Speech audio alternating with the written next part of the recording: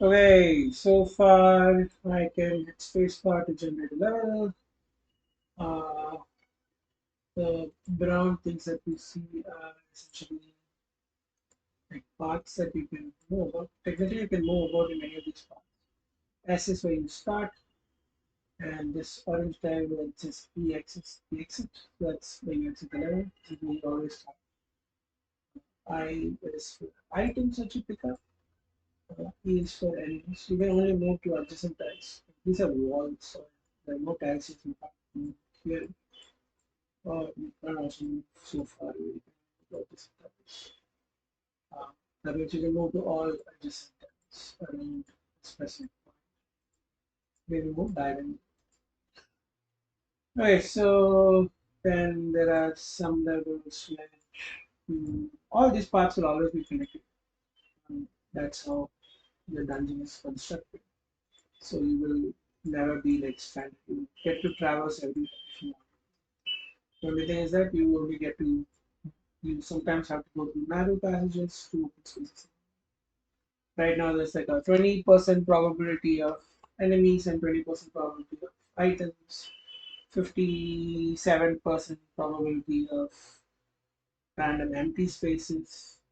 I think 2.5%, 57.57, 57.5% of empty spaces, and 2% chance of shops. Shops, I don't think I have time for shops. Uh, and, uh, and a few, these are slots of enemies. Uh, Reload and see if there's a zero point 0.5, this has two shops. There's a zero point 0.5 chance of a secret appearing. It seems to maybe a chance to less. Increase that.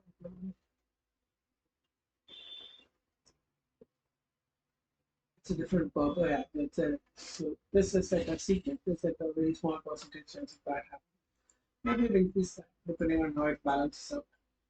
Uh, so for the time being, the idea is that you don't need to fight all enemies, but fighting them gives you sort of some sort of advantage is what I'm thinking. Uh, and then you have to fight through multiple stages to reach and has to defeat. Like the final exit will have a boss for sure that you will have to fight to exit. And yeah, I'm not entirely sure how I'll signal all of this. Um, the combat is essentially you have health, which is the same as attack. So as long as your attack is higher, you have higher health than your enemies, you will win.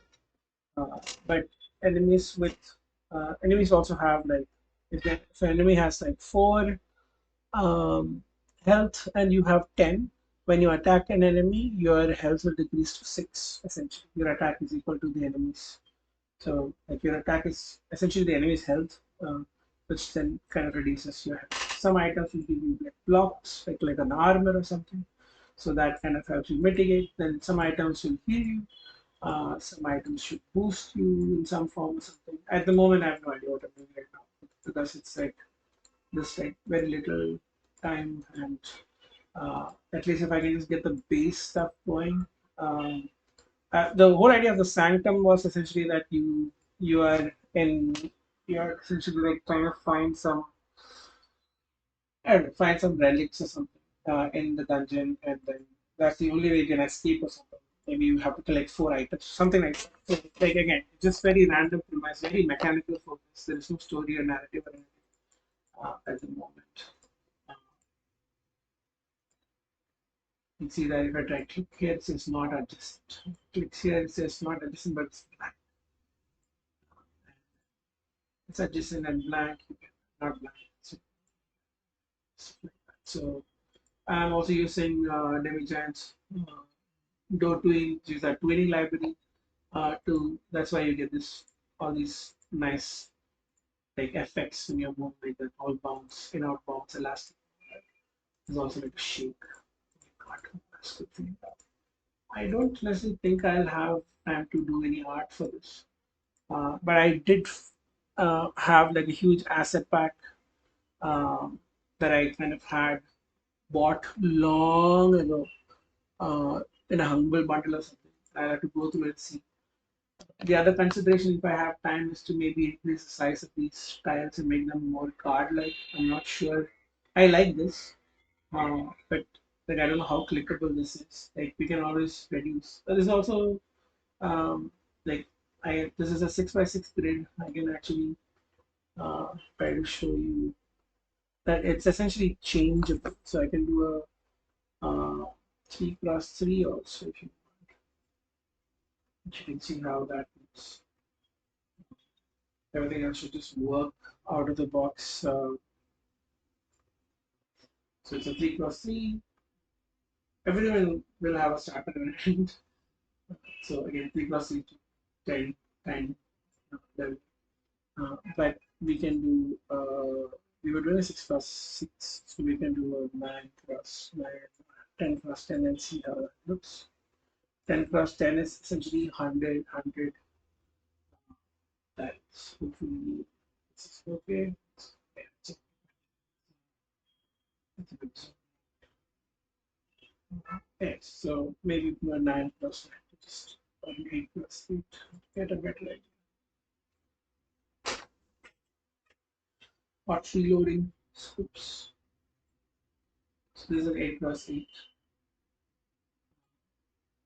As you can see, 1, 2, 3, 4, 5, 6. The and I have like a random thing for the length of the level. So it's picking up between like a minimum and a maximum. So that's why I'm getting small levels and big levels. Which is also something I have a problem with. You can also seed the level so that if I choose to start with a random seed or something, uh, like basically the random number generator, you just have the init state function, which basically, if you do the init state, it essentially you can regenerate the same kind of levels. So if you find a good seed and then you want to keep that, and that's a good run of generating a bunch of levels, and it might be an interesting thing to look at. Which I don't know again. If I have the time, maybe. Yeah, this is what I have so far. I think the next thing I'm going to do is to essentially, I have an hour more. I can spend maybe an hour or 2 hours, maybe, uh, 2, 3 hours, maybe. I don't know, not sure. But the idea is that now to essentially implement a minimum uh, enemy types, item types, pickups, and all that. And So I think the next immediate thing would be to just walk over all of these and be able to collect things, so that when you collect them, they become regular paths and they disappear. That you can traverse again. Pointless to travel again and again, no point.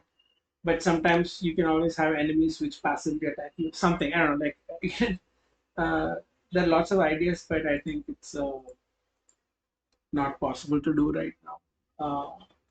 But yeah, that's it. So I think the next is to just be able to pick up stuff and fight enemies, and then go into item types and enemy types, and then some win conditions, I guess, and then some idea of how many levels do you have to play before you reach the end. Again, I would really love to have like a dungeon map or something, but uh, let's see.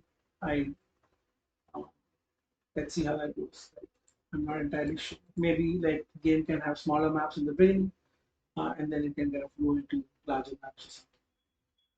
Yeah, that's kind of it for now. Thank you. I will end with that. Maybe make the recording again once I have more stuff.